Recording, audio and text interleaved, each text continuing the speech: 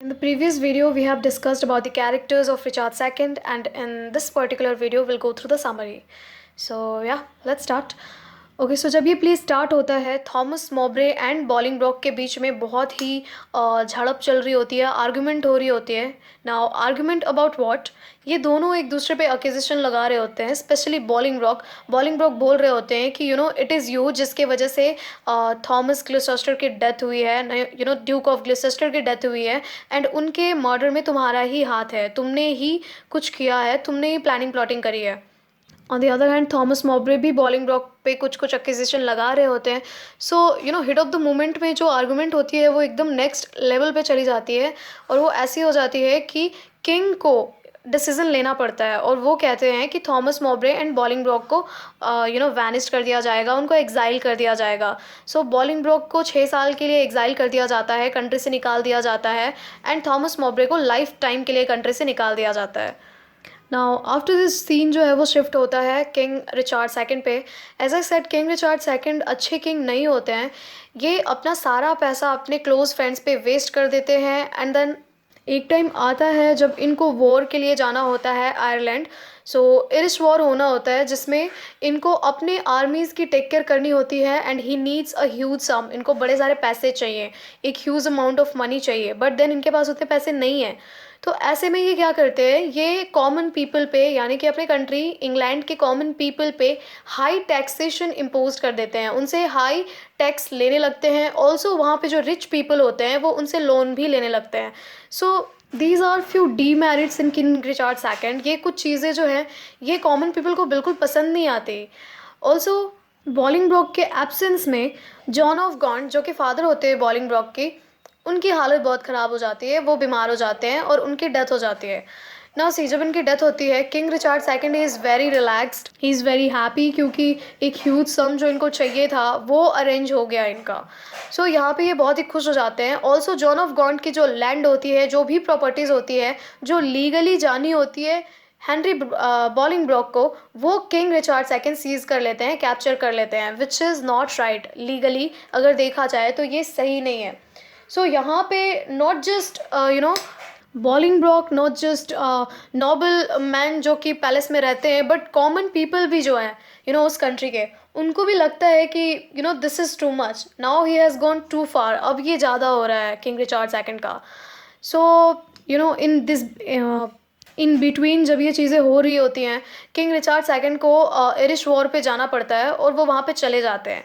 Now king Richard second जब Ireland जाते हैं तो वो ड्यूक ऑफ यॉर्क, जो कि उनके अंकल हैं, उनको कहते हैं कि आप मेरे एब्सेंस में इंग्लैंड की टेक केयर करो, आप गवर्नर बन जाओ और आप देखभाल करो इंग्लैंड की, मेरे एब्सेंस में, जब मैं आऊँगा मेरे को वापस कर देना. सो ऐसा किंग रिचार्ड सेकंड कह के चले जाते हैं. नाउ किंग रिचार्ड सेकंड के एब्सेंस में बॉलिंगब्रॉक को पता जब चल गया होता है कि जॉन ऑफ गॉन्ट की डेथ हो गई है, एंड इन्होंने उनकी सारी प्रॉपर्टीज़ जो है किंग रिचार्ड सेकंड ने कैप्चर कर ली है, तो वो आते हैं कॉमन पीपल से बात करते हैं, नोबल मैन से बात करते हैं, ड्यूक ऑफ यॉर्क से बात करते हैं. एंड क्योंकि Bolingbroke is a nice person, he is a friendly person, सब उनके सपोर्ट में लग जाते हैं, और सबको ऐसा लगता है कि किंग रिचार्ड सेकंड को थ्रोन से हटना चाहिए, and Bolingbroke is the correct one, उस थ्रोन पे बैठने के लिए और उस क्राउन को लेने के लिए, इंग्लैंड पे रूल करने के लिए Bolingbroke is the perfect one.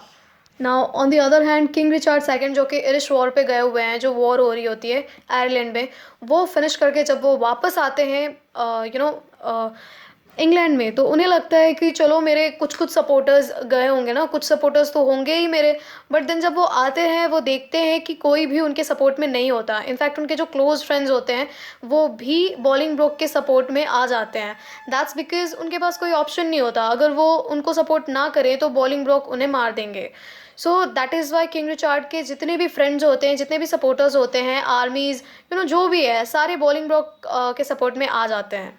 King Richard second के जो आर्मीज़ होती है वो बॉलिंगब्रॉक के सपोर्ट में आ जाती है. नाउ लेटर ऑन कोई वॉर नहीं होता, कोई बैटल नहीं होता, कोई झड़प नहीं होती, कोई आर्ग्यूमेंट नहीं होती, कोई वायलेंट नहीं होती है.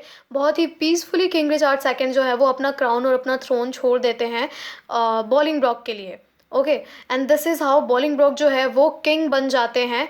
बॉलिंगब्रॉक becomes the king Henry four. Okay, ये किंग हेनरी फोर बन जाते हैं, इंग्लैंड के किंग बन जाते हैं. नाउ आफ्टर दैट क्या होता है, one day just king Henry four अपने लोगों के साथ होते हैं, फ्रेंड्स के साथ होते हैं, और वो बोलते हैं have I know friend will ride me of this living fair. Well उससे पहले क्या होता है कि किंग रिचार्ड सेकंड को जेल में बंद कर दिया जाता है। उन्होंने जो भी चीज़ें करी होती हैं, जो भी बुरी चीज़ें करी होती हैं, एज अ पनिशमेंट उनको जेल में डाल दिया जाता है। नाउ लेटर ऑन एक बार जस्ट ऐसे फ्रेंड्स के साथ होते हैं किंग हेनरी फोर, और वो बोलते हैं have I know friend will ride me of this living fair. क्या कोई ऐसा मेरा फ्रेंड नहीं है, क्लोज फ्रेंड नहीं है, जो मुझे इस लिविंग फेयर से, ये जीता हुआ जो एक डर मुझे है, मुझे जो डर लगता है उससे मुझे बचा पाए, क्या कोई नहीं है ऐसा। सो एक्सटोन जो कि बहुत बड़े क्लोज फ्रेंड है बॉलिंगब्रॉक के, तो एक्सटोन को जस्ट ऐसे लगता है कि यहाँ पे लिविंग फेयर का मतलब ये रिचार्ड सेकंड की बात कर रहे हैं, और शायद इनका इशारा इस तरफ है कि मुझे रिचार्ड सेकंड को मार देना चाहिए। I think this is what Bolingbroke is expecting me to do. So Exton यहाँ पे क्या करते हैं, ये एक्चुअली किंग रिचार्ड सेकंड के पास जाते हैं और ये उनको मार देते हैं, और उनको मार के उनकी डेड बॉडी बॉलिंगब्रॉक के पास लाते हैं। यहाँ पे बॉलिंगब्रॉक बड़े शॉक्ड हो जाते हैं, वो कहते हैं ये तुमने क्या किया, मैंने तो कभी नहीं कहा था ऐसा कुछ करने को। सो यहाँ पे एक्सटोन बोलते हैं बट मुझे लगा ऐसा कि आप यही चाहते थे। नाउ बॉलिंगब्रॉक को यहाँ पे बड़ा बुरा लगता है, और उनको लगता है कि इनडायरेक्टली और डायरेक्टली ये बस मेरी वजह से ही हुआ है, and I am the guilty one, और ये सिन भी मेरे पे जाना है। सो अब मुझे कुछ अच्छा काम करना पड़ेगा, मुझे होली लैंड जेरूसलम जाना पड़ेगा इस पाप को धोने के लिए। सो यहाँ पे जो है ये स्टोरी एंड हो जाती है। किंग हेनरी फोर जो होते हैं वो थ्रोन पे आ जाते हैं और इंग्लैंड पे रूल करना स्टार्ट कर देते हैं। So yes, this is it. Thank you.